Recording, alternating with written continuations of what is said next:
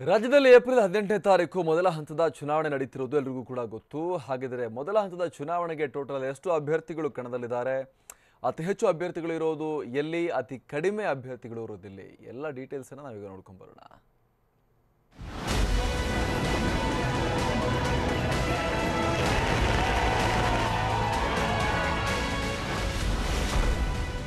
ಮೊದಲ ಹಂತದ 14 ಕ್ಷೇತ್ರಗಳಲ್ಲಿ ಇದ್ದಾರೆ 241 ಅಭ್ಯರ್ಥಿಗಳು.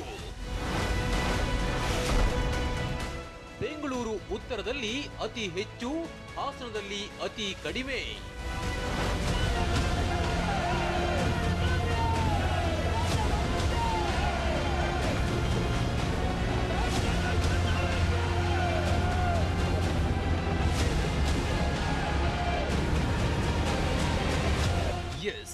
ರಾಜ್ಯದಲ್ಲಿ ಲೋಕಸಭಾ ಚುನಾವಣಾ ಕಣ ಕಾವೇರಿದೆ.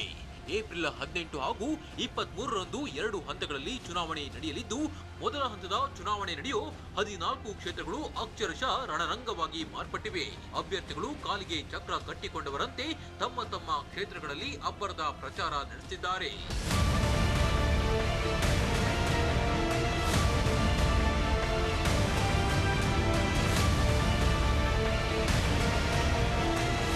ಹೀಗೆ ಅಭ್ಯರ್ಥಿಗಳು ಒಂದ್ ಕಡೆ ಅಬ್ಬರಿಸುತ್ತಿದ್ರೆ, ಅತ್ತ ಮೊದಲ ಹಂತದ ಚುನಾವಣೆಗೆ ಸಲ್ಲಿಸಿದ ನಾಮಪತ್ರ ವಾಪಸ್ ಪಡೆಯುವ ಪ್ರಕ್ರಿಯೆ ಕೊನೆಗೊಂಡಿದೆ. ಈ ಮೂಲಕ ಕದನ ಕಣದಲ್ಲಿ ಫೈನಲಿ ಎಷ್ಟು ಅಭ್ಯರ್ಥಿಗಳು ಉಳಿದಿದ್ದಾರೆ ಎಂಬುದು ಕೂಡ ಕ್ಲಿಯರ್ ಆಗಿದೆ. ಅದರಂತೆ 14 ಕ್ಷೇತ್ರಗಳಲ್ಲಿ ಬರೋಬ್ಬರಿ 241 ಅಭ್ಯರ್ಥಿಗಳು ಚುನಾವಣಾ ಅಖಾಡದಲ್ಲಿದ್ದಾರೆ. ಈ ಪೈಕಿ ಬೆಂಗಳೂರು ಉತ್ತರದಲ್ಲೇ ಅತಿ ಹೆಚ್ಚು ಅಂದ್ರೆ 31 ಅಭ್ಯರ್ಥಿಗಳಿದ್ರೆ, ಹಾಸನದಲ್ಲಿ ಅತಿ ಕಡಿಮೆ ಅಂದ್ರೆ ಕೇವಲ 6 ಅಭ್ಯರ್ಥಿಗಳು ಚುನಾವಣಾ ಕಣದಲ್ಲಿದ್ದಾರೆ. ಉಳಿದಂತೆ ಯಾವ್ಯಾವ ಕ್ಷೇತ್ರದಲ್ಲಿ ಎಷ್ಟೆಷ್ಟು ಅಭ್ಯರ್ಥಿಗಳಿದ್ದಾರೆ ಅನ್ನೋದನ್ನ 1 by 1 ನೋಡೋದಾದ್ರೆ, ಮೊದಲೇ ಹೇಳಿದಂತೆ ಮೊದಲ ಹಂತದ ಚುನಾವಣೆ ನಡೆಯುವ ಬೆಂಗಳೂರು ಉತ್ತರ ಕ್ಷೇತ್ರದಲ್ಲಿ ಬರೋಬ್ಬರಿ 31 ಅಭ್ಯರ್ಥಿಗಳು ಚುನಾವಣಾ ಕಣದಲ್ಲಿದ್ದಾರೆ. ಅದೇ ರೀತಿ ಬೆಂಗಳೂರು ದಕ್ಷಿಣದಲ್ಲಿ 25 ಕದನ ಕಲಿಗಳಿದ್ದಾರೆ. ಇನ್ನು ತೀವ್ರ ಕುತೂಹಲ ಕೇಳಿಸಿರೋ ಮಂಡ್ಯದಲ್ಲಿ 22 ಅಭ್ಯರ್ಥಿಗಳಿದ್ದಾರೆ. ಹಾಗೆ ಮೈಸೂರು, ಕೊಡಗು ಹಾಗೂ ಬೆಂಗಳೂರು ಕೇಂದ್ರ ಲೋಕಸಭಾ ಕ್ಷೇತ್ರದಲ್ಲೂ 22 ಅಭ್ಯರ್ಥಿಗಳಿದ್ದಾರೆ. ಚಿತ್ರದುರ್ಗ ಕ್ಷೇತ್ರದಲ್ಲಿ 19 ಅಭ್ಯರ್ಥಿಗಳು ಕದನ ಕಣದಲ್ಲಿದ್ದಾರೆ. ದೇವೇಗೌಡರು ಸ್ಪರ್ಧಿಸಿರೋ ತುಮಕೂರು ಕ್ಷೇತ್ರದಲ್ಲಿ 15 ಅಭ್ಯರ್ಥಿಗಳಿದ್ರೆ, ಬೆಂಗಳೂರು ಗ್ರಾಮಾಂತರ ಹಾಗೂ ಚಿಕ್ಕಬಳ್ಳಾಪುರ ಕ್ಷೇತ್ರದಲ್ಲೂ ತಲಾ 15 ಅಭ್ಯರ್ಥಿಗಳಿದ್ದಾರೆ.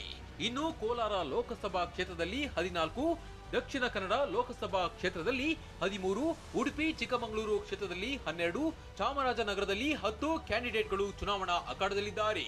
ಇನ್ನು ದೇವೇಗೌಡರ ಮೊಮ್ಮಗ ಪ್ರಜ್ವಲ್ ರೇವಣ್ಣ ಕಣಕ್ಕಿಳಿದಿರೋ ಹಾಸನದಲ್ಲಿ ಅತಿ ಕಡಿಮೆ ಅಂದ್ರೆ 6 ಅಭ್ಯರ್ಥಿಗಳು ಮಾತ್ರ ಸ್ಪರ್ಧೆಗೆ ಇಳಿದಿದ್ದಾರೆ.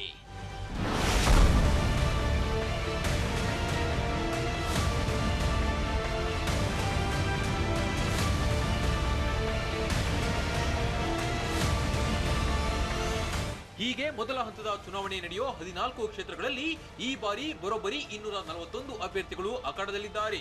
ಈ 241 ಅಭ್ಯರ್ಥಿಗಳಲ್ಲಿ ಕೊನೆಗೆ ಗೆಲ್ಲೋದು ಕೇವಲ 14 ಜನ ಮಾತ್ರ.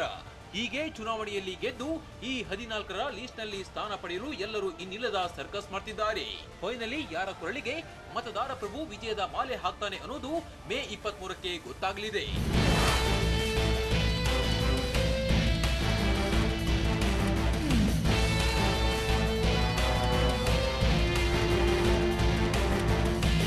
Report TV9.